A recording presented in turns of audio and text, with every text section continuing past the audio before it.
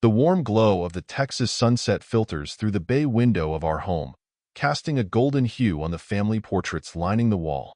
In the photos, we're the epitome of happiness. Olivia, radiant and poised. Emily, her bright smile a mirror of her mother's. Tyler, leaning into my side with the mischievous grin of a boy still untamed by teenage years. And there I stand, in every picture, proud and content. A husband, a father, a man who thought his life was unshakable. Tonight, though, the glow feels like a mocking spotlight. Olivia is in the kitchen, her movements brisk, her attention elsewhere. She's been distant for weeks, brushing off my attempts at conversation with curt smiles and vague replies. At first, I thought it was work stress. She's a paralegal at a high-powered law firm in downtown Dallas. But even on weekends, when she used to laugh at my lame dad jokes, she's somewhere else entirely. Dinner smells great, I offer as I step into the kitchen, inhaling the aroma of rosemary and garlic. She glances at me over her shoulder and gives a distracted nod, her lips pressed into a thin line. The tension is palpable, like an invisible wall separating us. I feel the familiar sting of unease creeping into my chest. After dinner, Emily and Tyler retreat to their rooms, their laughter fading down the hall. I linger in the living room, hoping Olivia will join me. We used to sit here together every night, her head resting on my shoulder while we watched sitcoms or talked about the kids. But tonight, like so many others, she disappears upstairs, leaving me alone with my thoughts. I reach for my phone, scrolling aimlessly, but my mind keeps drifting to her absence. Something's wrong. The cracks in our picture-perfect life are growing, and I can't ignore them anymore. Friday evenings were once sacred in our home. We'd celebrate the end of the week with homemade pizza and movie nights, a tradition the kids loved. But tonight, the house is quiet, the hum of distant traffic the only sound as I pull into the driveway. Inside, I drop my bag by the door and call out, "Olivia? Kids?" There's no response. My steps echo down the hall as I make my way toward the kitchen, and that's when I see her. Olivia stands by the counter, dressed to kill in a sleek black dress I've only seen her wear once before, on our anniversary dinner years ago. Her hair is styled, makeup flawless, and her diamond earrings catch the light. For a moment, I forget the tension that's been simmering between us. She looks stunning. "Wow," I say, smiling. "You didn't have to go all out for pizza night." Her eyes meet mine, and there's no humor in them. "I'm going out," she says flatly, smoothing the fabric of her dress. "Out?" I echo, my stomach tightening. "Out where?" She hesitates, and then, with a confidence that sends a chill through me, she says, "I'm meeting someone." My mind scrambles to catch up.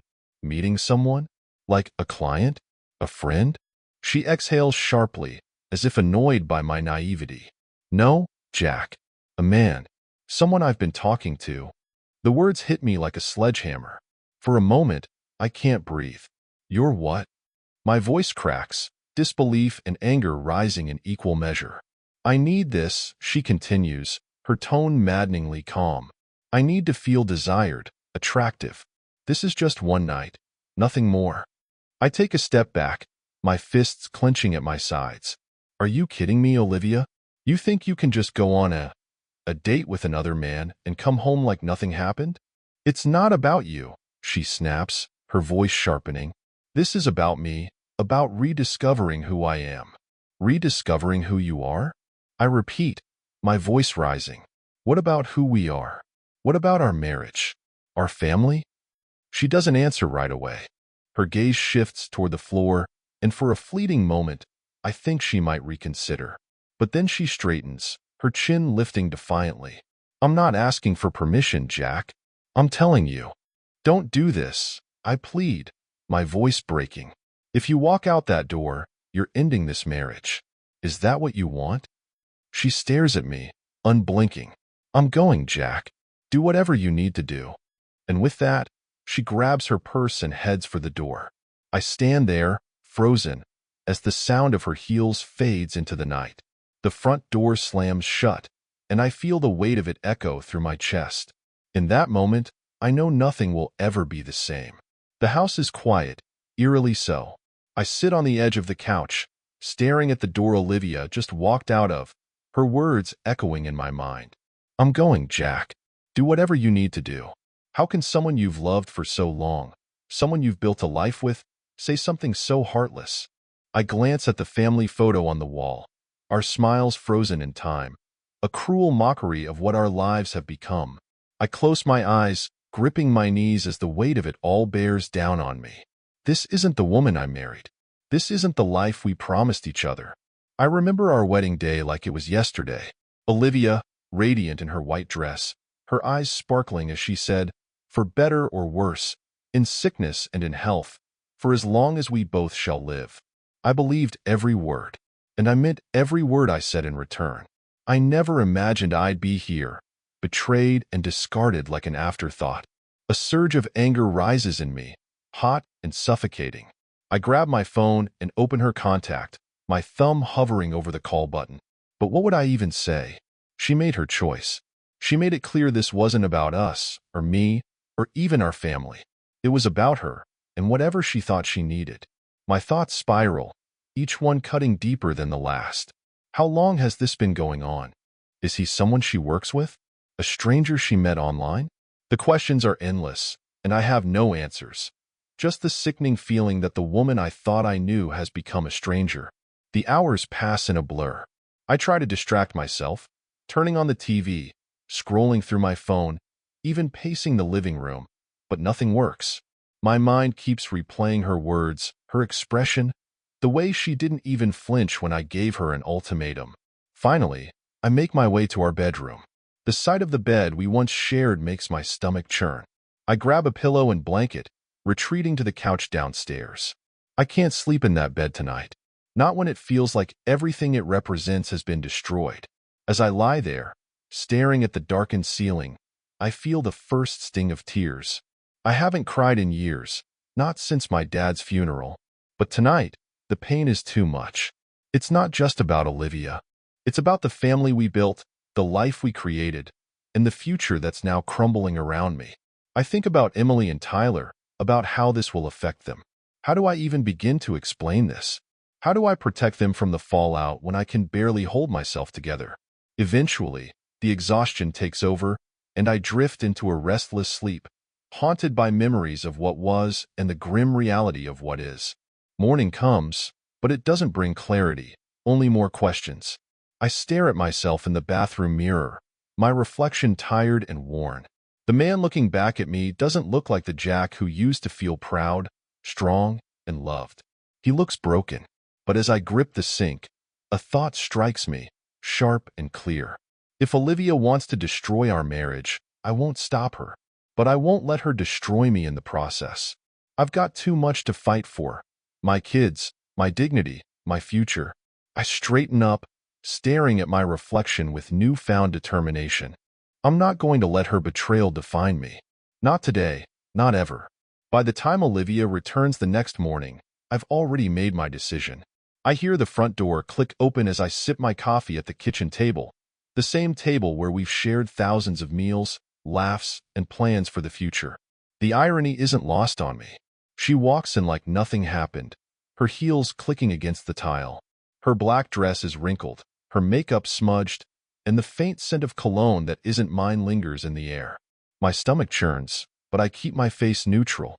"Morning," she says casually, setting her purse down on the counter as if this is just another Saturday. "Kids still asleep?" I nod, swallowing the lump in my throat. "We need to talk."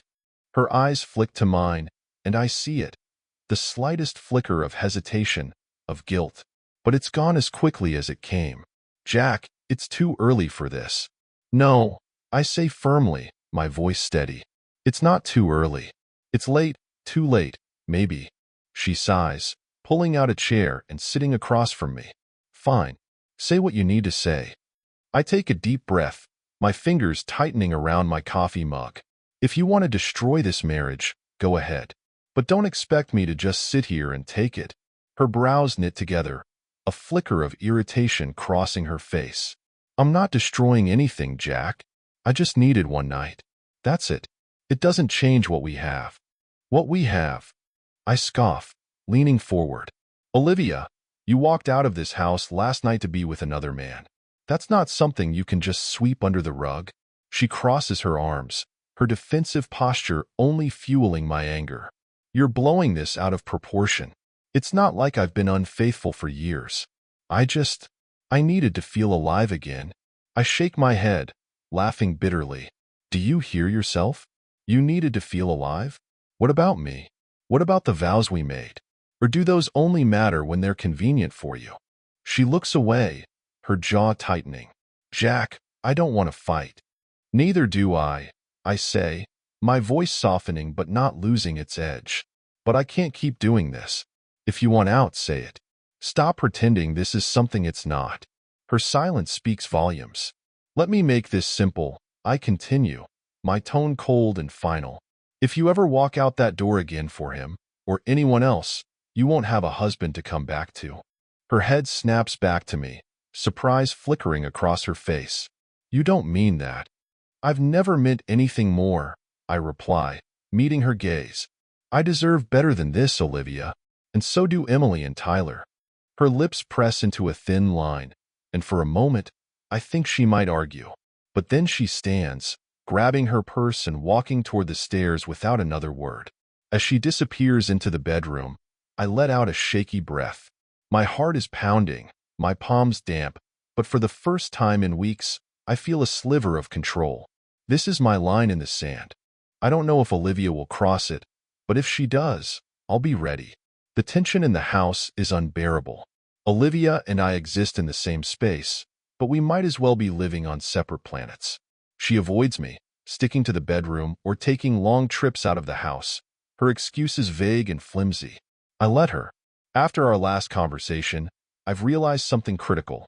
I can't control her choices, but I can control my response to them. Late at night, after the kids are asleep, I start taking the first steps to protect myself.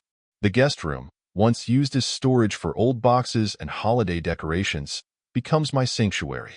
I haul a mattress up from the basement and set it on the floor, stacking a few plastic totes as a makeshift nightstand. It's not much, but it's mine. The next step is harder.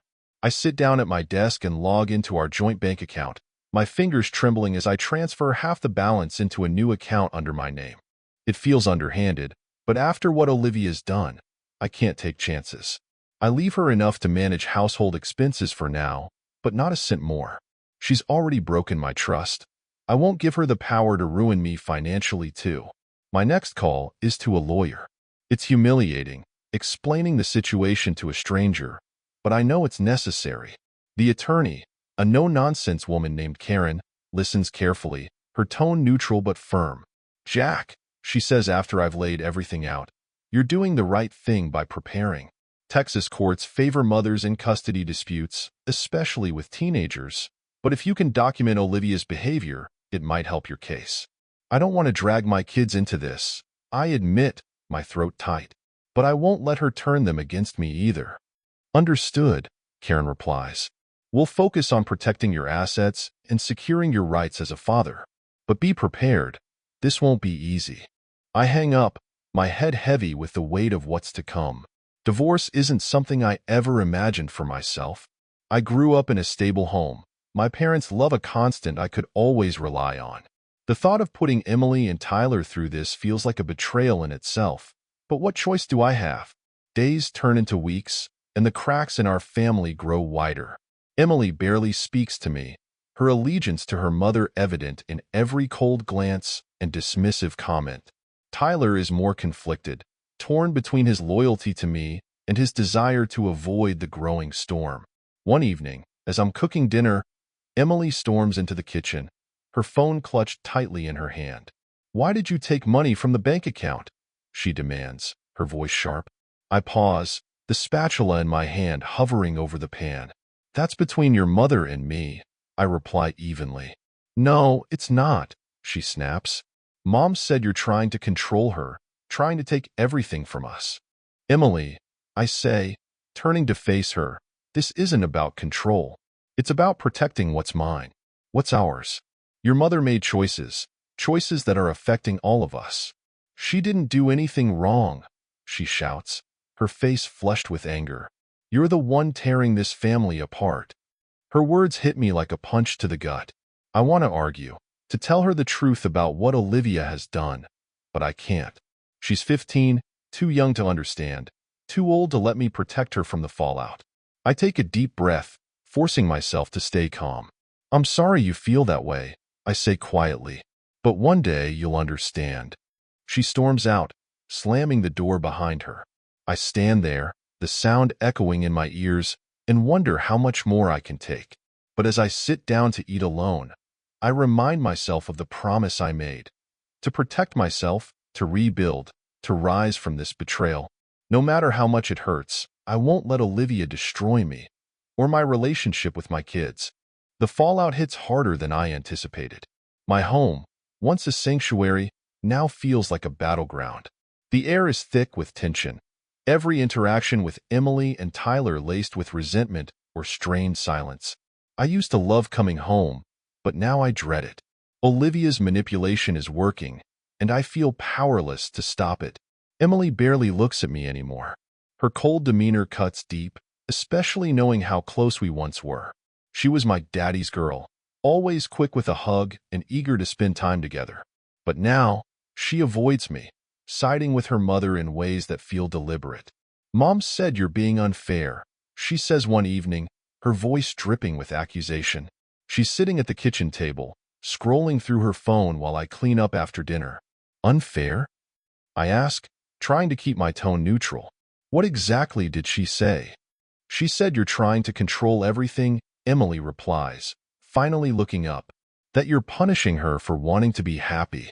I feel a familiar anger bubbling beneath the surface, but I push it down. Emily, this isn't about punishment. It's about boundaries. Your mom made a choice, and now we're dealing with the consequences. She rolls her eyes. Whatever. You just don't want her to move on. Her words hit like a slap. I grip the edge of the counter, my knuckles white. Emily, this isn't as simple as you think, I say, my voice tight. I'm doing what I can to protect this family. Family, she snaps, standing up. You're the one breaking it apart. Before I can respond, she storms off, leaving me standing there, stunned. Tyler lingers in the doorway, watching the exchange with wide eyes. He's quieter than Emily, more introspective, but I can see the confusion and hurt written all over his face. Tyler, I say softly, turning to him, do you want to talk? He hesitates, then shakes his head. I don't know, Dad. I don't get why this is happening. I don't have an easy answer for him. I don't either, buddy, I admit. But I want you to know that I love you, no matter what. He nods, but his eyes stay downcast as he walks away. I feel the weight of his words long after he's gone, the silence in the house pressing down on me like a vice. Later that night, I hear Olivia talking to Emily in hushed tones. I can't make out the words, but I know she's feeding her version of events, the one where she's the victim and I'm the villain. It's a battle I can't win, not when Olivia's so skilled at twisting the truth. The pain of losing my connection with Emily is almost unbearable. I want to scream, to tell her everything, but I know it would only make things worse. She's too young to see through Olivia's manipulation, too wrapped up in the lies to understand the truth. Instead, I retreat to the guest room, my refuge in this war-torn house. I lie awake, staring at the ceiling, wondering how much more I can take. Every day feels like a new wound. Every interaction with my kids a reminder of how much I've lost. But as much as it hurts, I know I have to keep going. For Tyler, for Emily, even for myself, I can't let Olivia's betrayal define me. I have to hold on to the hope that one day, my kids will see the truth. That one day, we'll rebuild what's been broken. For now, all I can do is survive. The day of the custody hearing arrives, and I'm a mess of nerves. I've spent weeks gathering every scrap of evidence I can to prove my case. Records of Olivia's financial irresponsibility, timelines of her absence from the home, and the messages that started this nightmare. Still, I know the odds are stacked against me. The legal system doesn't favor fathers, especially in cases like mine. The courthouse is cold and impersonal, its sterile walls and fluorescent lights doing little to calm my anxiety. Olivia sits across the room, looking composed and confident in a navy pantsuit.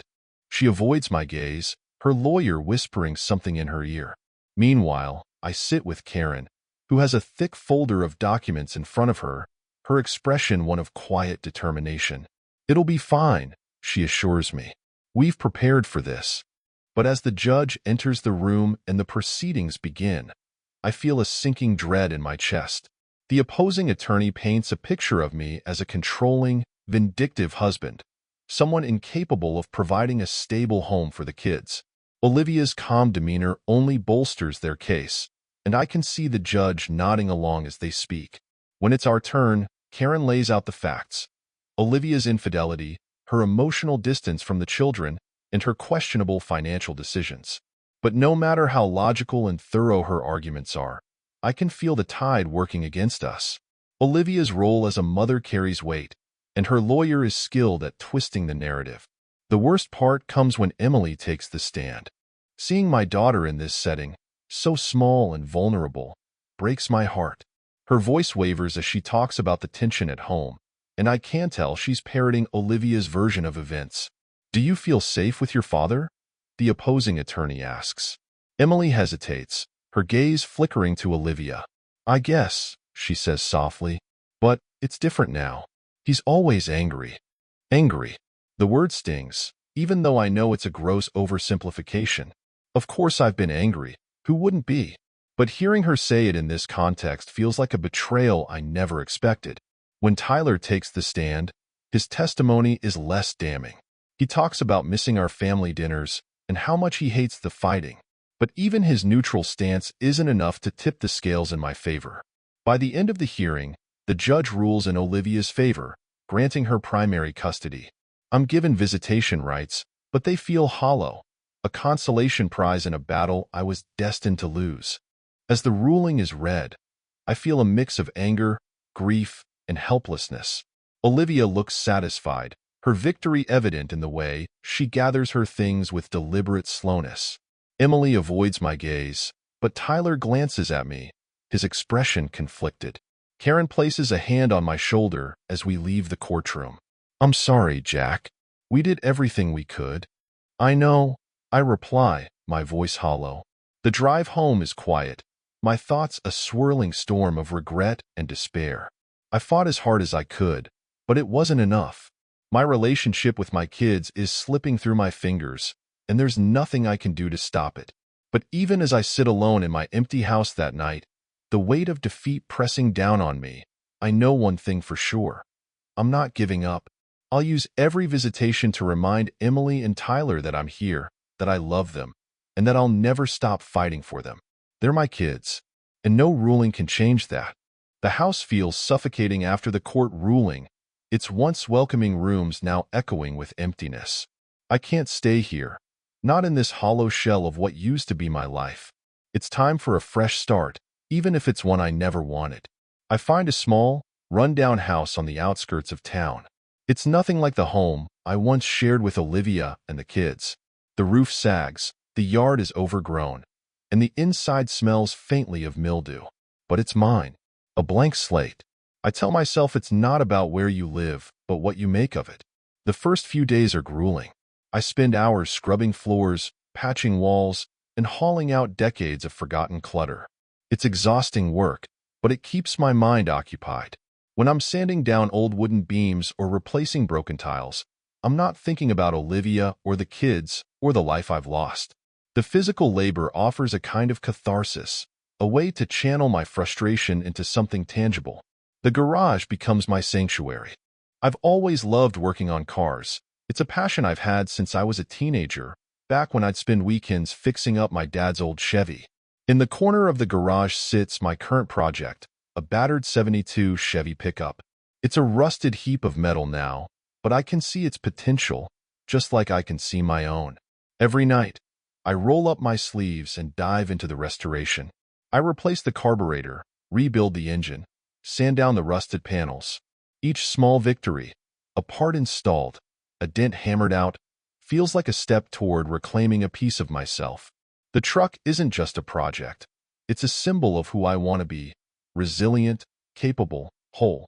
But even as I lose myself in the work, the loneliness creeps in. The silence of the house is deafening, broken only by the occasional hum of a passing car or the rustle of leaves outside. I miss the chaos of my old life, the laughter of the kids, the sound of Olivia's voice, even the petty arguments over dinner plans. Visitation days with Emily and Tyler are the hardest. They're hesitant, guarded, as if they're waiting for me to explode or lash out. Emily barely speaks, her eyes glued to her phone.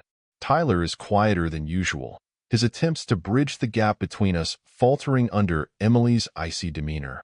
"Do you want to play some catch?" I asked Tyler one afternoon, holding up an old baseball glove. He hesitates, glancing at Emily, who shrugs and rolls her eyes. "Maybe later, Dad," he mumbles, retreating to the couch.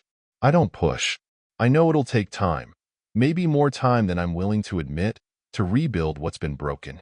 At night, I lie in bed staring at the cracked ceiling, the weight of the day pressing down on me. The anger, the hurt, the regret. It's all there, simmering just below the surface. But there's also a flicker of something else, determination. I may have lost the battle, but I refuse to lose myself. I think about the truck, about how it'll gleam in the sun when it's finished, every scratch and dent a testament to the work I've put into it. And I think about the life I'm rebuilding, piece by piece, one small victory at a time. This exile, this new beginning, it's not the end. It's just the start of something different, something better. The days blend into weeks, each one a mix of relentless effort and quiet reflection. My fixer-upper of a house begins to look more like a home, and the garage has transformed into my personal haven. The '72 Chevy is coming along nicely, its once rusted frame now gleaming with fresh paint. It feels good to see something broken becoming whole again, even if I can't say the same for myself just yet. One Saturday afternoon, as I'm polishing the Chevy's chrome grille, a flyer catches my eye. It's pinned to the bulletin board at the hardware store where I've been a regular these past weeks. Annual Dallas Classic Car Show. Bring your best and meet the rest. The date is circled in bold red ink, just 2 weeks away. I hesitate, the flyer crinkling slightly in my grip. I haven't been to a car show in years, not since before Tyler was born. Back then, Olivia and I would stroll through the rows of vintage vehicles, dreaming about the cars we'd own one day. Now, the thought of going alone feels daunting, but something pushes me to grab the flyer and stuff it into my pocket. Maybe it's time to step out of my comfort zone, to remind myself of who I was before life unraveled. The day of the car show arrives, and I pull into the crowded lot in the Chevy, its polished body catching the morning sun. I feel a mix of pride and apprehension as I park among the rows of gleaming classics. The air buzzes with the hum of engines and the chatter of car enthusiasts. I spend the morning wandering through the lot, admiring the craftsmanship on display. For the first time in months, I feel a spark of excitement, a reminder of the passion that's always been a part of me. And that's when I meet her. She's standing by a cherry-red Mustang, a fiery-haired woman with a confident smile and a sharp wit that stops me in my tracks. She's explaining the car's specs to a small crowd, her hands moving animatedly as she talks. Her voice carries over the noise, clear and engaging. I'm not sure what compels me to approach her, but before I know it, I'm standing beside the Mustang, listening to her every word. "Beautiful car," I say when the crowd disperses. But I have to ask, does it drive as good as it looks? She grins, her green eyes sparkling. "Better, but only if you know how to handle it." There's something in her tone, playful, challenging, that makes me chuckle. I'd say the same about my '72 Chevy over there. Took months to get her in shape, but she's worth it. She glances toward my truck, her eyebrows raising in appreciation. "You're the one who brought that beauty? I was admiring it earlier." Solid work. We start talking, and the conversation flows effortlessly. Her name is Kate, and like me, she's been through her own storm. A messy divorce, a fresh start, and a love for classic cars that's kept her grounded. By the time the sun sets, I feel lighter than I have in months. Kate's laughter rings in my ears, and her stories remind me that healing isn't just about moving on. It's about finding something, or someone, that reignites the fire inside you. As I drive home that night, the Chevy's engine purring beneath me, I realize something unexpected: hope. For the first time since Olivia's betrayal, I feel it stirring deep within me. A sense that maybe, just maybe, there's a new horizon waiting for me after all. Kate and I start texting the day after the car show. At first, it's about the cars, sharing tips, swapping stories about restorations, and joking about the quirks of vintage engines. But it doesn't take long for the conversation to deepen. I find myself looking forward to her messages, her wit and warmth a welcome distraction from the mess I've been living.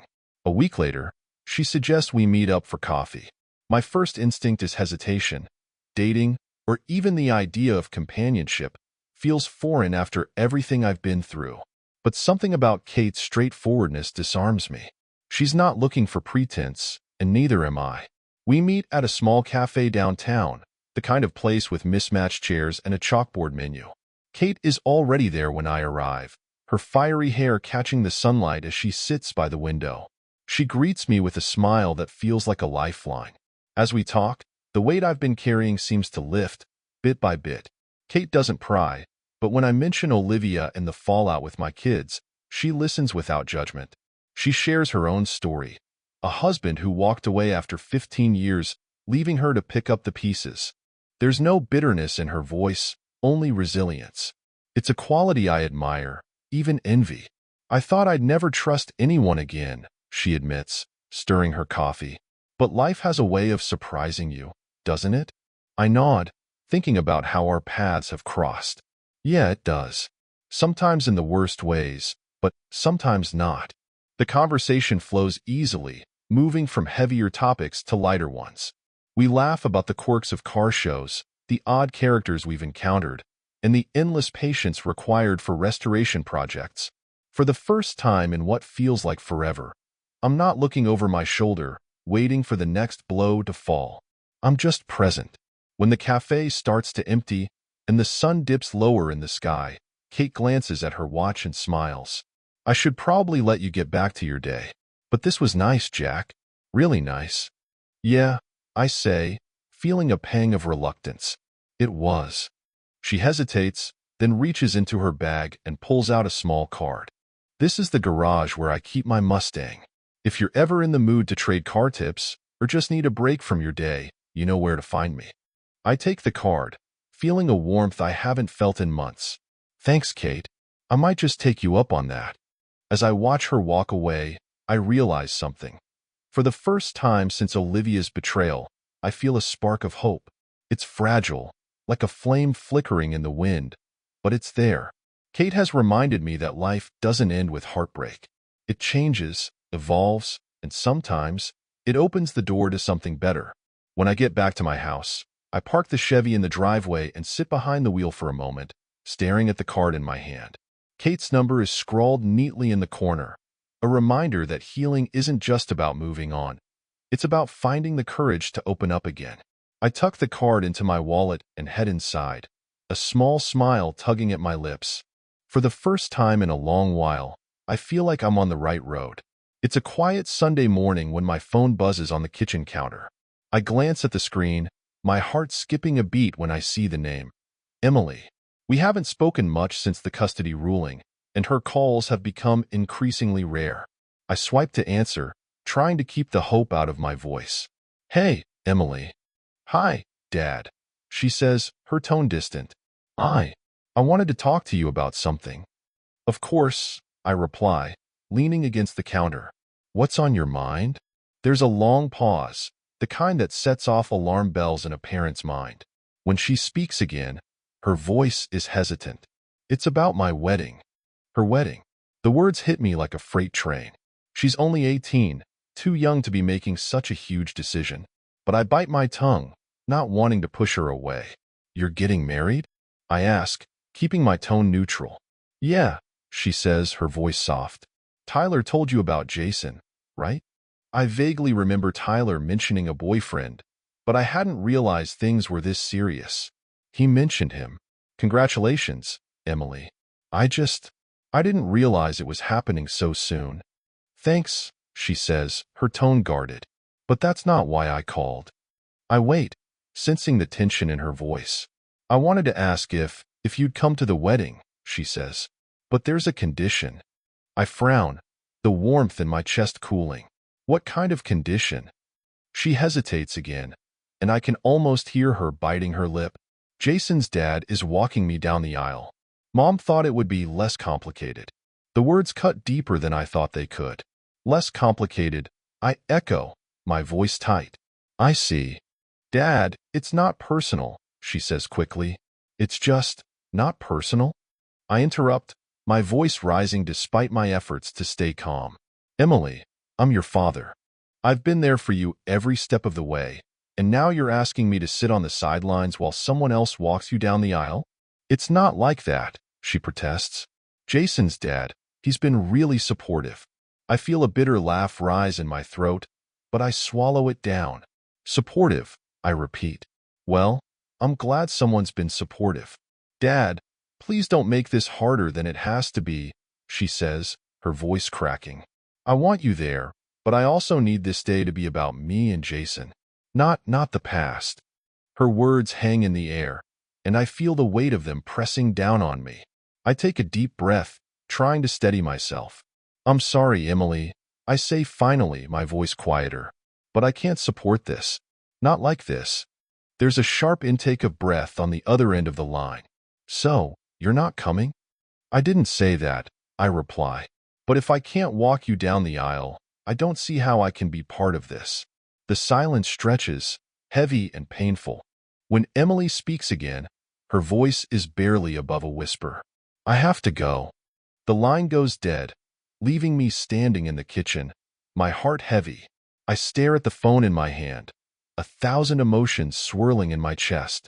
Anger, sadness, regret. They're all there, battling for dominance. I know I've hurt her, but she's hurt me too.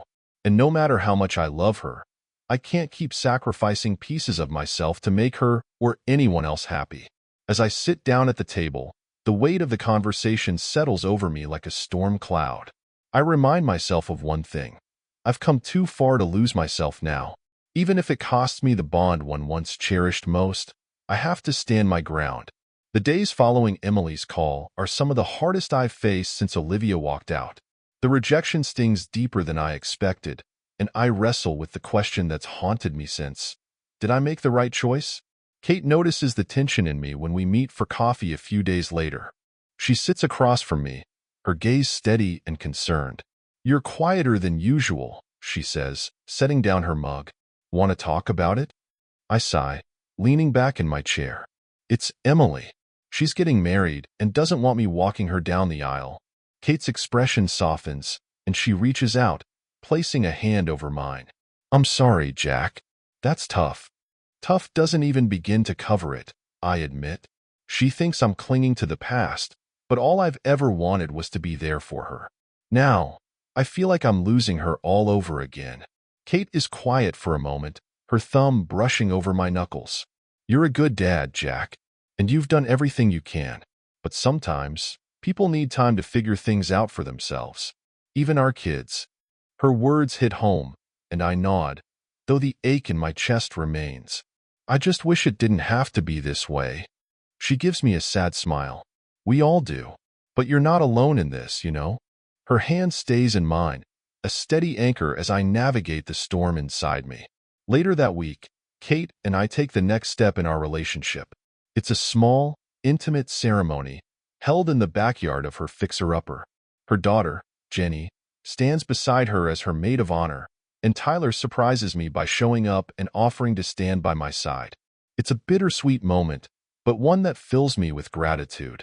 As I stand with Kate, exchanging vows beneath the twinkle of string lights, I feel a sense of peace I haven't known in years. She's been my anchor, my partner in rebuilding, and now, my wife. Together, we've found something I never thought I'd have again. A family built on trust, respect, and love. After the ceremony, Kate pulls me aside, her green eyes shining with a mix of joy and determination. This is a new chapter, Jack. For both of us. I smile, squeezing her hand. I couldn't have written it better myself. With Kate and Jenny by my side, the weight of the past feels a little lighter. My relationship with Tyler begins to heal as well, his visits becoming more frequent. He even helps me put the finishing touches on the Chevy, the bond between us strengthened by the hours spent tinkering in the garage. As for Emily, I give her space, knowing she'll have to find her own way back to me.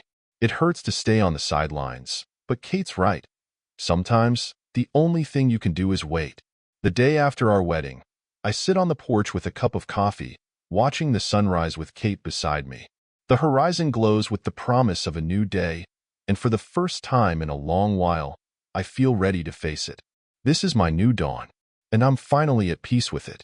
Life with Kate brings a stability I haven't felt in years. We find a rhythm, blending our lives and sharing in the simple joys of daily routines. Tyler visits regularly, drawn not just by my company but by the warmth Kate and Jenny bring to our home. Emily, however, remains distant, her silence a constant ache I've learned to carry. One day, as I'm sorting through paperwork in the garage, I come across an old folder labeled Marital Finances. Inside are documents detailing the equity we built in the home Olivia fought so hard to keep during the divorce. The memory of those negotiations still stings. How she insisted the house was for the kids, even as she shut me out of their lives. It wasn't until after the court's decision that I realized the home wasn't for the kids, it was for her. She moved in her new partner within months, turning our family home into something unrecognizable. But time has a way of shifting tides, and now, the tide is turning in my favor. I've stayed vigilant with my share of the house's ownership, ensuring that Olivia can't sell or refinance without my consent. And now, her lawyer's letter confirms what I suspected. She's in financial trouble. The upkeep of the house, combined with her extravagant spending, has caught up with her. She needs to sell, but she can't do it without me. That's when the idea hits me. After discussing the matter with Kate, who wholeheartedly supports my decision, I arrange a meeting with Olivia. She arrives at the cafe looking harried, her polished exterior betraying cracks of stress. It's the first time we've been face-to-face since the divorce, and the sight of her stirs a mix of emotions I've worked hard to suppress. "Jack," she says, sitting down across from me. "Thank you for meeting me. I assume you've read the letter from my lawyer." "I have," I reply, keeping my tone measured. "And I'm willing to cooperate, but on my terms." Her eyes narrow slightly, but she nods. "What do you want?"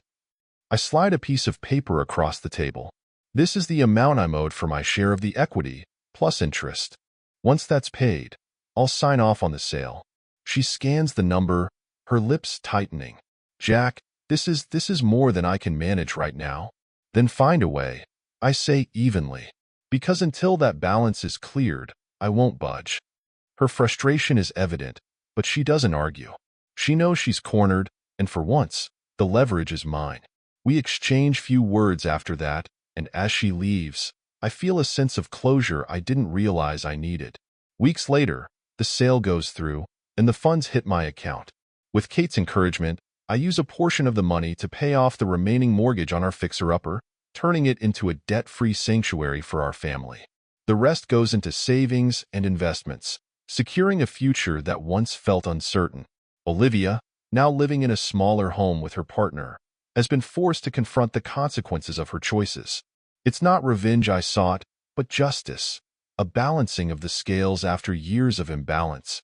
One evening, as Kate and I sit on the porch, watching Tyler and Jenny play a game of catch in the yard, she squeezes my hand. "You did the right thing, Jack. Not just for you, but for all of us."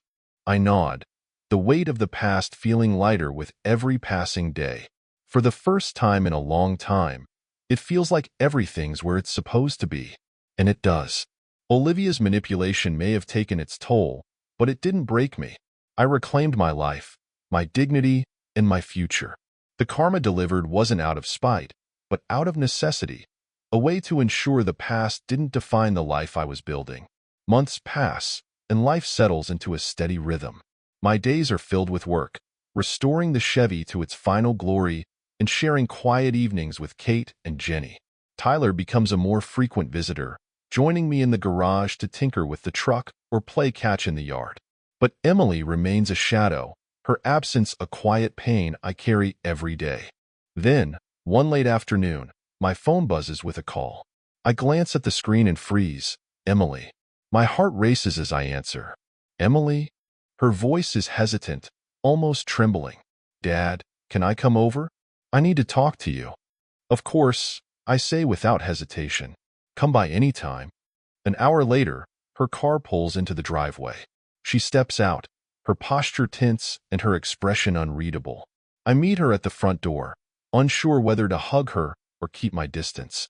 She resolves it for me, throwing her arms around me in a way that takes me back to when she was a little girl running to me after a scraped knee. Dad, I'm so sorry, she whispers, her voice cracking. I pull back, holding her by the shoulders. Emily, what's going on? She looks at me, her eyes red and brimming with tears. I called off the wedding. Her words leave me momentarily stunned. You what? It wasn't right, she says, her voice trembling. I stood there, in my dress, staring at Jason, and I realized I was lying to myself, to him, to everyone. I guide her inside, and we sit on the couch. She begins to open up, her words tumbling out in a rush. I wanted it to work so badly, Dad. I wanted to prove that I could have something perfect, that I wasn't broken. But I'm not ready. I don't even know what love is supposed to feel like anymore. Emily, I say softly, my heart breaking for her, love isn't about perfection. It's about respect, trust, and loyalty. It's about knowing someone will stand by you, even when things aren't easy. Her face crumples, and she buries her head in her hands. I treated you so horribly, Dad. I let Mom get into my head. I believed her when she said you didn't care, that you were the one who broke everything. But now I see how much you've been through, how hard you fought for us. I swallow hard, the lump in my throat almost too much to bear. Emily, I never stopped loving you. Not for a second. You're my daughter. No matter what's happened, that will never change. She nods, tears streaming down her cheeks. I know, Dad, and I want to fix this. I want us to be a family again. We sit there for a long time, talking through the wounds of the past and the possibilities of the future. Emily apologizes for the years of distance, for the sharp words and cold silences. I apologize for the times I let my anger and hurt blind me to her struggles. It's not a perfect resolution, but it's a start, a chance to rebuild what was broken. When she leaves that evening, the weight I've carried for so long feels lighter. Emily's epiphany isn't just about her canceled wedding. It's about the bond we share, the one that's been battered but never truly severed. And as I watch her car disappear down the road, I feel a glimmer of hope that our family, fractured as it may be, can heal. Emily's visit marks a turning point. It's not an instant fix. Years of hurt don't vanish overnight, but it's a beginning. She starts coming over more often, her walls slowly coming down. At first, it's just for coffee or a quick chat, but over time, she begins to stay longer. We talk about her canceled wedding, her dreams for the future, and even share memories of better times. One evening, as we sit in the living room with Tyler and Kate, Emily surprises me by pulling out an old photo album. Remember this? She says, flipping to a picture of me and her at her first soccer game, both of us grinning from ear to ear. I laugh, the memory flooding back. I remember you scoring that goal and running straight past your team to celebrate with me. She smiles, her eyes misty.